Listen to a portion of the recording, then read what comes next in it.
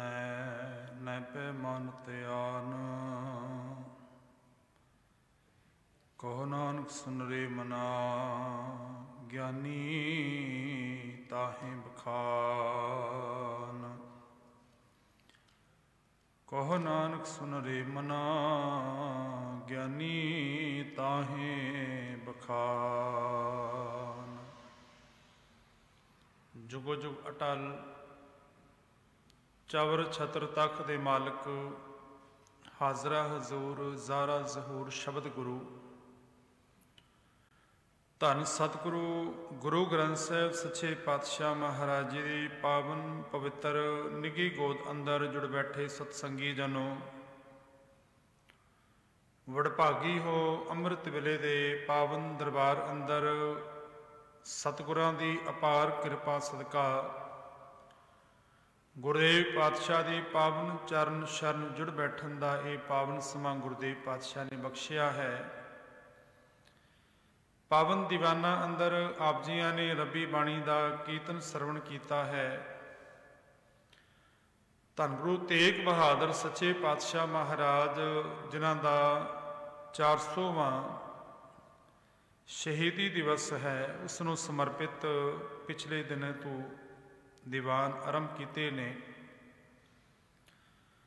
धन गुरु तेग बहादुर सच्चे पातशाह महाराज जी के जीवन और उन्होंने दी बाणी दे विचों दर्शन करने ने। मनोबिरतियां नूं इकागर करदियां बड़े अदब प्यार दे नाल फतेह नाल सांझ पाओ। आखो जे वाहिगुरू जी का खालसा वाहिगुरू जी की फतेह। संसार दे विच मनुख मन की भरम करके मन की भटकना करके भटकता है, और वो है मन का सुचेत होना और मन का अचेत होना। मनुखी सुभाव दे विच दो तरह के मन ने, एक है सुचेत मन, एक है अचेत मन। मनुख किसी कारज लई जदों तैयार होता है, कोई कारज करना शुरू करता है तो मन एक कहता है कि कारज कर लेना चाहिए, पर दूसरे पासे मन ने उन्हें रोकना है, रुकावट लगानी है। और यही कारण है कि मन के अंदर सोचिया होया वो कारज जदों उसनों मुकम्मलता देनी होंदी है, वो कारज शुरू करना होंदा है, ऐन मौके के उपर आके मनुख उस कारज नूं कैंसल कर देंदा है। उसका कारण ये है कि एक मन कह रहा है कि कर लिया जाए, एक मन कह रहा है कि उसनूं रोक लिया जाए, ना किया जाए। पर धन गुरु तेग बहादुर सच्चे पातशाह जी की जो गल करते हाँ तो धन गुरु तेग बहादुर सच्चे पातशाह मन करके बड़े दृढ़ ने। जिस कारज नूं भी गुरुदेव पातशाह ने मन बना लिया, उस कारज लई सतगुरु पातशाह तत्पर रहे। जे धन गुरु तेग बहादुर सच्ची सरकार बकाले की धरती पर टिके मन बना लिया तो गुरुदेव पातशाह बकाले धरती पर टिके रहे। जे धन गुरु तेग बहादुर सच्चे पातशाह ने प्रचार फेरियां कीतियां ते आप दे ग्यात लई दसदे हां कि गुरु नानक सच्चे पातशाह जिन्हां थावां दे उपर गए ने, उन्हां थावां दे उपर जे कोई दोबारा गया है तो वह गुरु तेग बहादुर सच्चे पातशाह ने। क्योंकि कई बारी असी गुरु तेग बहादुर सच्चे पातशाह का केवल एको रूप संसार के सामने रखिया है, वो है त्याग की मूरत, बैराग की मूरत। कि धन गुरु तेग बहादुर सच्चे पातशाह नूं असी त्यागी करके बैरागी करके एक थां दे उपर जिवें चित्रकारा ने हथ दे विच माला पकड़ा के गुरु तेग पातशाह नूं बिठा दिता है। पर मैं पिछले दिन भी अर्ज की है कि गुरु तेग बहादुर सच्चे पातशाह ने करतारपुर की जंग के अंदर 13 साल की उम्र के अंदर जो जोहर दिखाए सन, तेग दे बहादुर ते धन गुरु हरगोबिंद साहब सच्चे पातशाह ने कहा सी कि तुहाडा नाम त्याग मल नहीं, तुसी तेग दे बहादुर हो। ये वर ये नाम पातशाह नूं 13 साल की उम्र दे विच दे दिता सी। ते करतारपुर की जंग जदों होई, सवेरे तो लैके शाम तक महाराज ने तलवार के जोहर दिखाए और जंग वो जीती गई सी। मेरा कहने का केवल इतना ही भाव कि गुरु तेग बहादुर सच्चे पातशाह जो तेग दे बहादुर ने, वो पक्ष, वो सूबे वाला पक्ष ना ही प्रचारकों ने, मेरे वर्गिया ने, ना ही किसी होर ने वो दिखाया पातशाह का। धन गुरु तेग बहादुर सच्चे पातशाह भट्ट वईयां अनुसार, क्योंकि भट्ट वईयां जो भट्ट साहबाना ने लिखियां ने, भट्टा ने लिखियां ने, उन्होंने सचमुच जो उस वेले वापरिया सी, उस वेले का इतिहास भट्ट वईयां दे अंदर मिलता है। तो उन्होंने ये गल लिखी है कि गुरु तेग बहादुर सच्चे पातशाह जिन्हां थावां दे उपर धन गुरु नानक सच्चे पातशाह गए सन, उस तो बाद होर कोई गुरु पातशाह उन्हां सारियां थावां दे उपर नहीं जा सके, पर धन गुरु तेग बहादुर सच्चे पातशाह उन्हां सारियां थावां दे उपर पहुंचे। ते देखो, जो गुरुदेव पातशाह प्रचार की फेरी का मन बना लिया तो ढाका की धरती उपर सन पातशाह, जो पटने की धरती पर गोबिंद राय भाव के धन गुरु कलगीधर पातशाह का प्रकाश होया, तो आपको ज्ञात होएगा कि विआह तो 30 साल बाद जे घर के अंदर कोई चिराग पैदा होए, बच्चा पैदा होए, तो मनुख भावें जिथे मर्जी होए सोचता है कि पहले जाके अपने बच्चे के दीदार करा, पर धन गुरु तेग बहादुर सच्चे पातशाह प्रचार फेरी वाल रुके नहीं, वो अगे लंघ गए सन। गोबिंद राय धन गुरु कलगीधर पातशाह महाराज की तकरीबन पौने 5 साल की उम्र हो गई सी जदों पातशाह वापस प्रचार फेरी तो आए, प्रचार दौरे तो आए, तो पहली बार जो दर्शन किए सन। धन गुरु तेग बहादुर सच्चे पातशाह ने जदों ये मन बना लिया कि कश्मीरी पंडितां ने आके पुकार की पातशाह के चरणों के विच कि तिलक जंजू के राखे बन के, हालांकि तिलक जंजू का सिख धर्म के नाल कोई संबंध नहीं है, असीं पढ़िया है कि गुरु नानक सच्चे पातशाह नूं जदों तिलक जंजू पान लगे सन ते महाराज ने रोक दिता सी। उस तिलक जंजू की रखिया लई ही धन गुरु तेग बहादुर सच्चे पातशाह दिल्ली पहुंचे सन। ते आप गुरुदेव पातशाह आगरे की धरती पर रुके, तो एक आजड़ी सी जो भिड्डां चारण वाला, उहदे दुनियावी कारजां की पूर्ति लई पातशाह ने उसके घरों गिरफ्तारी दी। अपना दुशाला जिहड़ा है कीमती भेटा, अपनी हाथ की पाई हुई सोने की अंगूठी उसनों दे के गुरुदेव पातशाह ने एक कोतक रचिया कि जाओ जाके मठियाई लैके आओ। हुण आ जिहड़ी गरीबड़ा जिहड़ा होए उहदे कोल इतनियां कीमती चीज़ां देख के हर एक मनुख के मन में शंका पैदा हुंदा है।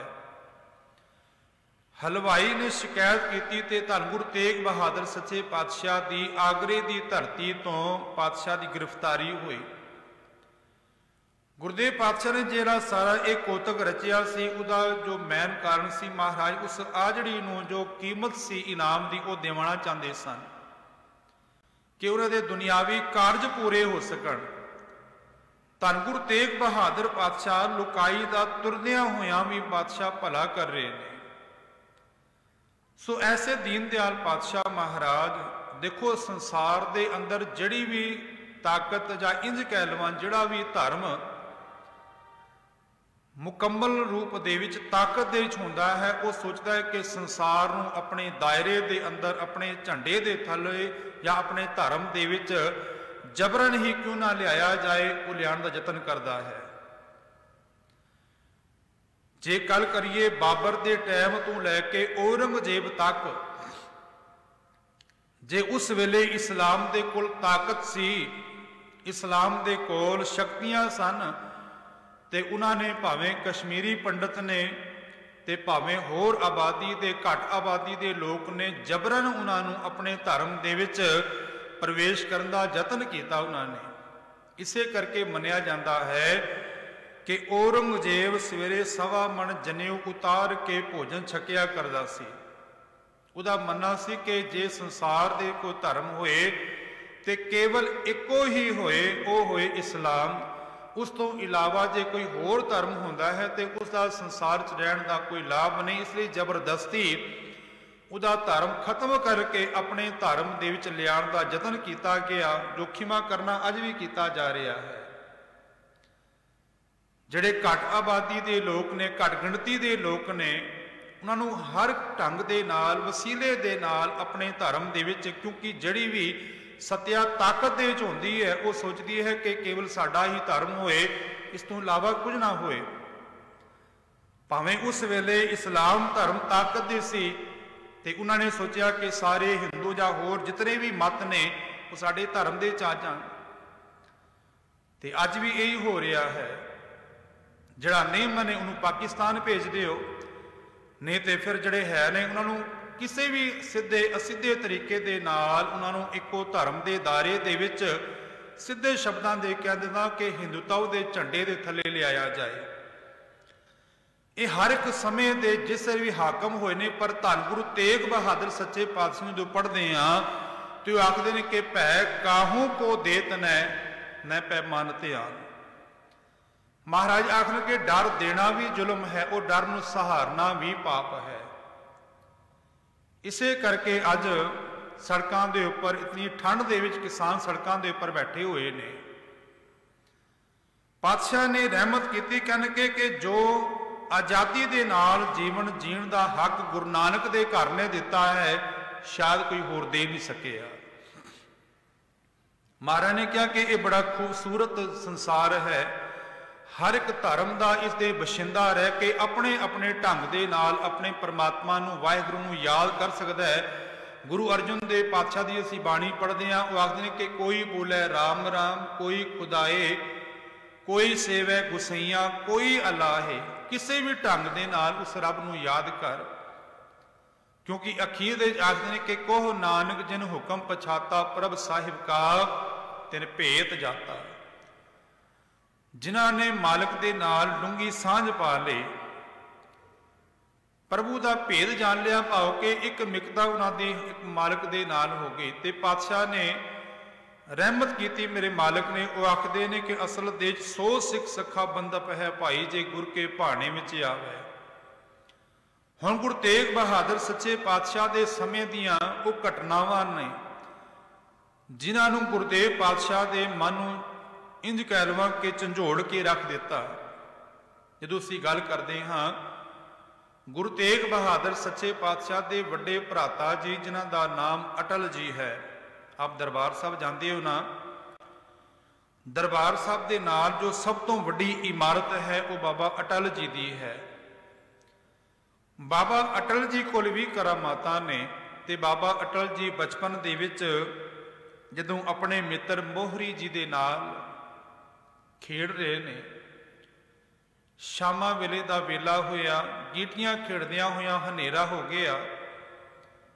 ਤੇ ਬਾਬਾ ਅਟਲ ਜੀ ਨੇ ਕਿਹਾ ਕਿ ਅੱਜ ਦੀ ਬਾਜੀ ਅਸੀਂ ਇੱਥੇ ਹੀ ਰੱਖ ਦਿੰਦੇ ਹਾਂ ਤੇ ਕੱਲ ਇੱਥੋਂ ਹੀ ਬਾਜੀ ਸ਼ੁਰੂ ਕਰਾਂਗੇ। ਇਹ ਗੱਲ ਕਹਿ ਕੇ ਆਪਣੇ ਘਰ ਚਲੇ ਗਏ। ਰੱਬ ਦੀ ਕੁਦਰਤ ਮੋਹਨ ਜੀ ਨੂੰ ਸੱਪ ਨੇ ਡੰਕ ਮਾਰਿਆ, ਉਹ ਚੜਾਈ ਕਰ ਗਏ। ਭਾਈ ਸੰਤੋਖ ਸਿੰਘ ਜੀ ਚੂੜਾਮਣੀ ਲਿਖਦੇ ਨੇ ਕਿ ਬਾਬਾ ਅਟਲ ਜੀ ਨੇ ਜਦੋਂ ਸਵੇਰੇ ਆਏ, ਰੌਲਾ ਪਿਆ ਤੇ ਬਾਂਹ ਪਕੜ ਕੇ ਉਠਾ ਲਿਆ ਕਿ ਮੋਹਨ ਜੀ ਤੁਸੀਂ ਮੇਰੀ ਬਾਜੀ ਦੇਣੀ ਹੈ। ਮੋਹਰੀ ਜੀ ਕੀ ਮੋਹਨ ਜੀ ਲਿਖੇ ਹੈ, ਤੁਸੀਂ ਮੇਰੀ ਬਾਜੀ ਦੇਣੀ ਹੈ। ਬਾਂਹ ਪਕੜ ਕੇ ਉਠਾ ਲਿਆ ਤੇ ਮੋਹਰੀ ਜੀ ਉੱਠ ਖਲੋਤੇ, ਉਹਨਾਂ ਨੂੰ ਜੀਵਨ ਦਾਨ ਮਿਲ ਗਿਆ। ਇਸ ਗੱਲ ਦਾ ਪਤਾ ਜਦੋਂ ਮੀਰੀ ਪੀਰੀ ਦੇ ਮਾਲਕ ਨੂੰ ਲੱਗਾ ਤੇ ਉਹਨਾਂ ਨੇ ਆਖਿਆ ਕਿ ਰੱਬ ਦੀ ਸ਼ਰੀਕੀ ਬਾਜੀ ਕਰਨੀ ਇਹ ਕੋਈ ਭਲੀ ਗੱਲ ਨਹੀਂ ਹੈ। ਤੇ ਬਾਬਾ ਅਟਲ ਜੀ ਨੇ ਆਪਣੇ ਪ੍ਰਾਣ ਤਿਆਗ ਦਿੱਤੇ ਸਨ ਕਿ ਰੱਬ ਦੀ ਸ਼ਰੀਕੇ ਬਾਜੀ ਕਰਨੀ, ਜੋ ਰੱਬ ਦੇ ਹੁਕਮ ਦੇ ਚ ਹੋ ਰਿਹਾ ਹੈ, ਰੱਬ ਦੇ ਭਾਣੇ ਅੰਦਰ ਹੋ ਰਿਹਾ ਹੈ, ਉਹੀ ਭਲੀ ਗੱਲ ਹੈ। ਇੱਕ ਹੋਰ ਘਟਨਾ ਜੋ ਬਾਬਾ ਗੁਰਦਿੱਤਾ ਜੀ, ਸਭ ਤੋਂ ਵੱਡੇ ਸਾਹਿਬਜ਼ਾਦੇ ਸਤਿਗੁਰੂ ਧੰਨ ਗੁਰੂ ਹਰਗੋਬਿੰਦ ਸਾਹਿਬ ਸੱਚੇ ਪਾਤਸ਼ਾਹ ਦੇ, ਬਾਬਾ ਗੁਰਦਿੱਤਾ ਜੀ ਨੇ ਜਿੱਥੇ ਬੁੱਢਣ ਸ਼ਾਹ ਦੀ ਸਮਾਧ ਹੈ, ਸ਼ਿਕਾਰ ਖੇਡਦਿਆਂ ਉਹਨਾਂ ਦੇ ਕੋਲੋਂ ਗਊ ਦੀ ਹੱਤਿਆ ਹੋ ਗਈ। ਤੇ ਇਸ ਡਰ ਦੇ ਕਾਰਨ ਕਿ ਲੋਕ ਕਹਿਣਗੇ ਕਿ ਗਊ ਦੀ ਹੱਤਿਆ ਹੋਈ, ਉਹਨਾਂ ਨੇ ਗਊ ਨੂੰ ਜਿੰਦਾ ਕਰ ਦਿੱਤਾ ਸੀ। ਤੇ ਧੰਨ ਗੁਰੂ ਹਰਗੋਬਿੰਦ ਸਾਹਿਬ ਪਾਤਸ਼ਾਹ ਦੀ ਤਾੜਨਾ ਕਰਕੇ उन्होंने भी अपने प्राण त्याग दिते सन। बाबा गुरदित्ता जी तो धन गुरु हर राय सच्चे पातशाह 7वीं पातशाही के पिता जी लगते ने बाबा गुरदित्ता जी। उन्हों की समाध भी बाबा बुढ़न शाह के लागे उत्थे बनी हुई है। सो गुरु तेग बहादुर सच्चे पातशाह के घर के अंदर ये घटना हुई और मालिक के हुक्म दे विच रबी रजा दे तुरन वाले ने ते धर्म गुरु तेग बहादुर सच्चे पातशाह की पावन बाणी जो महाराज के 57 श्लोक और 59 शब्द ने, उन्होंने शब्दों के विचों ही पातशाह का यह पावन वचन है कि सोरठ महला नोवा मन रे कौन कुमत है लीनी। धन गुरु तेग बहादुर सच्चे पातशाह की बाणी की विलक्षणता में कल भी बेनती की सी कि महाराज ने अपनी सारी बाणी के अंदर मन को संबोधित किया है, क्योंकि गुरु तेग बहादुर पातशाह आप मन करके बड़े दृढ़ ने, बड़ा दृढ़ विश्वास है और जो मन के अंदर एक बार धारण कर लिया गुरुदेव पातशाह ने वो कार्य मुकम्मल भी किया है, पूरा भी किया है। इसलिए पातशाह ने अपनी पावन बाणी के अंदर मन को संबोधित किया है। और दूसरी महाराज की बाणी की विलक्षणता कि पहली ही पंक्ति पातशाह की जड़ी है वो रहाओ की पंक्ति हुई है। महाराज ने इतने भी रहमत करती मन रे हे मना कौन कुमत है लेनी। ये कुमत ये भैड़ी मत तू कितों धारण कर ली है। पर दारा दारा तो पाउंदा इस्त्री पराई इस्त्री निंदिया रस रचियो और पराई निंदिया के रस दे च लगा हुए राम भगत नहीं कीनी। राम की परमात्मा की वाहिगुरु की भगती की ही नहीं। और देखो हकीकत गल है कि जो मनु कन का रस निंदिया ते टिकांदा है ना ते जिन्हां पैरां दे नाल कहंदा है कि मैं बहुता समा खड़ा नहीं हो सकता, निंदिया के रस दे खड़ा होके वो कई मिनट जिहड़ा है वो निंदिया का रस लैंदा रहिंदा है। पातशाह आखदे ने कि पर दारा निंदिया रस रचियो राम भगत ने कीनी। राम दी परमात्मा दी वाहिगुरु की भगती दे नाल तू जुड़िया ही नहीं रहाओ। फिर अगे आखदे ने कि मुक्त पंथ जानियो तै नाहन। मुक्त पंथ भाव के मुक्ति का पंथ, पंथ कह जाता रस्ते नूं ते इत्थे मुक्ति तो भाव है विकारां तू आजादी का रस्ता। जिस राह राही संसार के विचरदियां होया ये विषय विकार पे हुए ने, इन्हां तों आज़ादी किवें मिलनी है। सारा जीवन काम दे अंदर, क्रोध दे अंदर, लोभ मोह हंकार दे अंदर गुजर गया। परमात्मा की भगती दे नाल के नाम ध्यायन सुख फल पायन। 8 पहर आराध है तेरी शरण तेरे प्रवासै। पंच दुष्ट लै साधे। इन्हां 5 दुष्टां नूं साधन का जो ढंग सी, जो राह सी कि नाम ध्यायन सुख फल पाए, उस राह नूं तू प्राप्त ही नहीं किया। मुक्त पंथ जानियो तै ना जानिया ही नहीं। ते पातशाह आखदे ने कि धन जोड़न को धाया। धन जोड़न ले ही, धन इकट्ठा करने ही सारी जिंदगी दौड़दा रहा मनुख। सारा जीवन पदार्थ इकट्ठे किए, भावें सीधे ढंग के नाल ते भावें असीधे ढंग के नाल।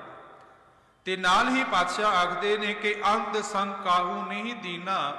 अखीर वेले कोई भी नाल नहीं निभया, बिरथा आप बंधाया, व्यर्थ ही इन्हां नूं इकट्ठा करदा ने। कबीर साहब का बड़ा प्यारा बचन है, वो आखते ने कि बहु परपंच कर पर धन लियावै। बड़े परपंचां दे नाल, बड़े सीधे असीधे ढंग दे नाल पर धन पराया धन लैके आंदा है। सुत दारा पे आन लुटावै। सुत तो पाओ बच्चे, दारा तो पाओ स्त्री, इन्हां दे उपर आके लुटांदा है। मन मेरे भूले कपट न कीजै, अंत निबेरा तेरे जी पहली थे। अंत वेले तेरे जिंद कोलों ये लेखा लिया जाएगा।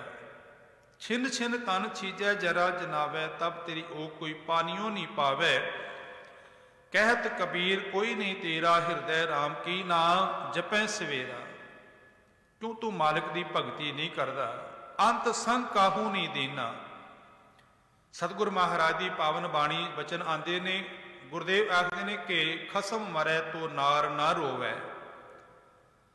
जदों कमाण वाला खसम जिहड़ा है वो संसार तो चला जाता है ना, तो उसनों नार तो पाव है माया, माया कदे नहीं रोंदी, क्योंकि उस रखवारो ओरो होवे उसका रखवाला कोई होर बन जाता, उहदे धीआं पुत्तर बन जाते ने, उहदे परिवार के रिश्तेदार बन जाते ने।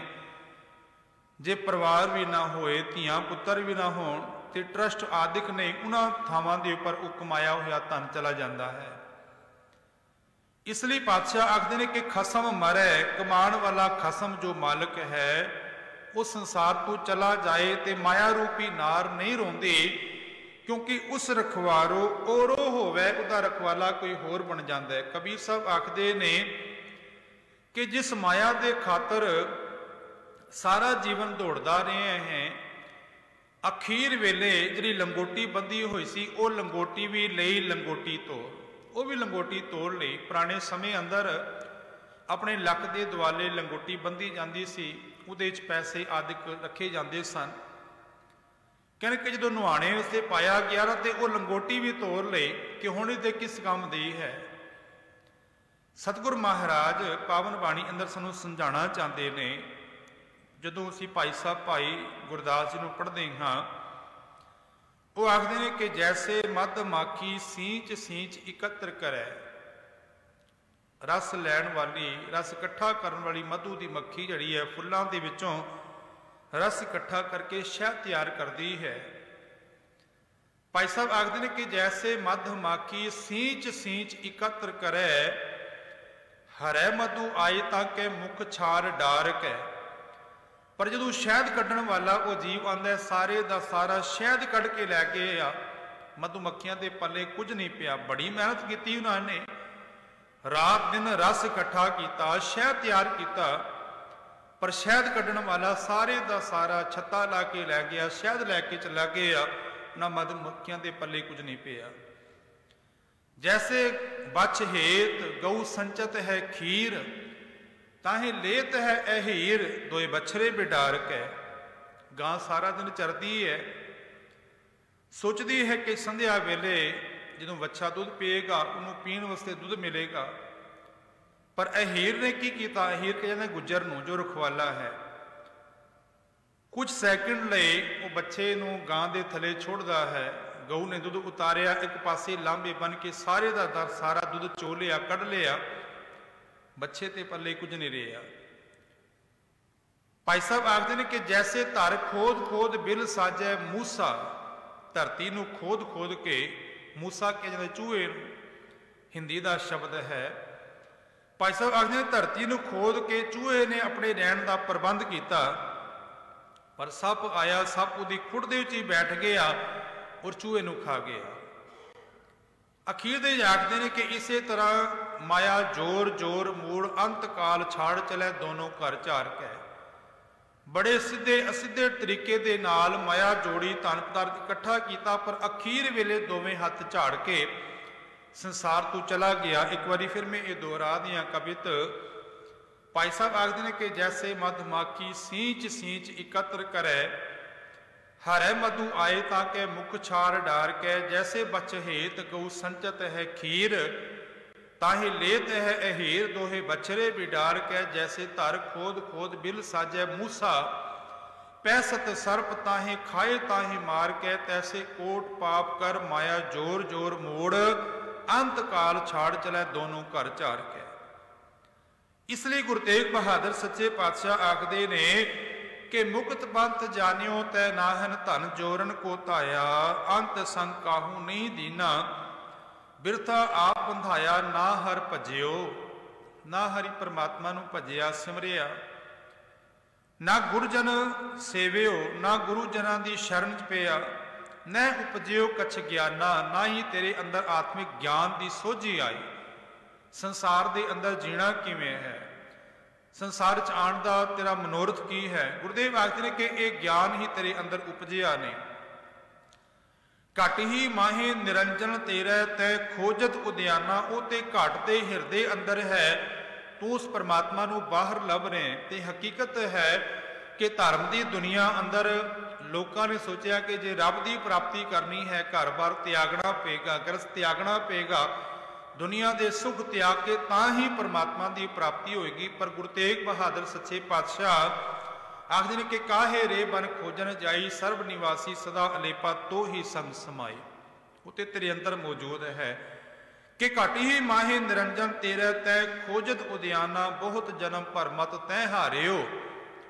ਬਹੁਤੇ ਜਨਮ ਜਿਹੜੇ ਨੇ, ਜਿਸ ਨੂੰ ਸਤਿਗੁਰ ਆਖਦੇ ਨੇ ਕਿ ਕਈ ਜਨਮ ਭਏ ਕੀਟ ਪਤੰਗਾ, ਕਈ ਜਨਮ ਗਜਮੀਨ ਕੁਰੰਗਾ, ਕਈ ਜਨਮ ਪੰਖੀ ਸਰਪ ਹੋਇਓ, ਕਈ ਜਨਮ ਹੈਵਰ ਬਿਰਖ ਜੋਇਓ, ਮਿਲ ਜਗਦੀਸ਼ ਮਿਲਨ ਕੀ ਬਰੀਆ, ਚਿਰੰਕਾਰ ਇਹ ਦੇ ਸੰਜਰੀਆ।